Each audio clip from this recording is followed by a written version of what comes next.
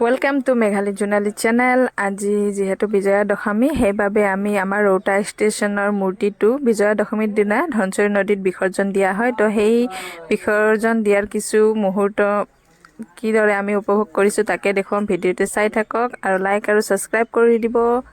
আমি দুৰ্গা মাৰ মূৰ্তিৰ লগত ট্ৰেক্টৰত উঠি লৈছোঁ। ট্ৰেক্টৰত উঠি লৈ এইদৰে আমি গৈ আছোঁ আৰু সন্মুখত আছে ডিজে পাৰ্টি। ডিজেৰ পিছে পিছে পূৰা মানুহখিনি ফুল এনজয় কৰি গৈ আছে আৰু আমি মাৰ মূৰ্তিটো লৈ পিছে পিছে আমিও চিঞৰি চিঞৰি গৈ আছোঁ আৰু কিন্তু সন্মুখত বেছি মানুহ, ডিজেৰ পিছে পিছে বেছি মানুহ গৈ আছে। চাই থাকক কিদৰে এনজয় কৰি কৰি গৈ আছে। ডিজেৰ লগত গৈ আছে সন্মুখত মানুহখিনি আৰু আমি এইদৰে পিছত আমি ট্ৰেক্টৰৰ ওপৰত উঠি লৈ পূৰা এনজয় কৰি গৈ আছোঁ আৰু চাই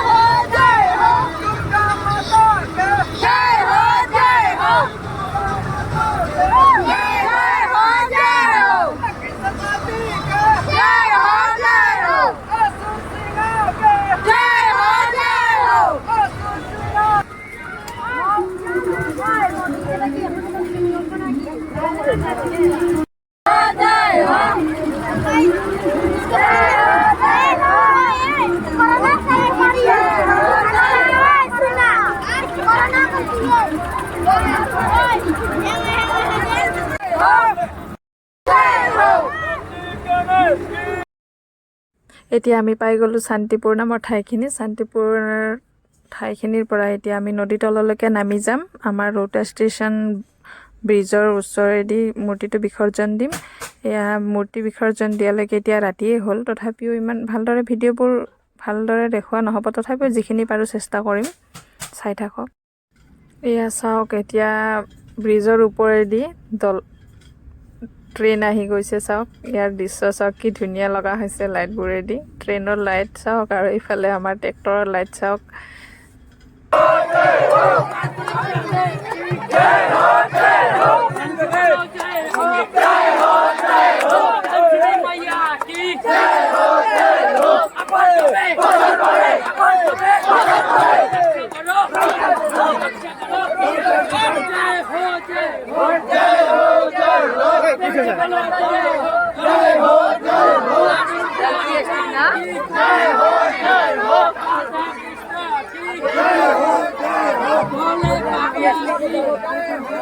खाना है क्या?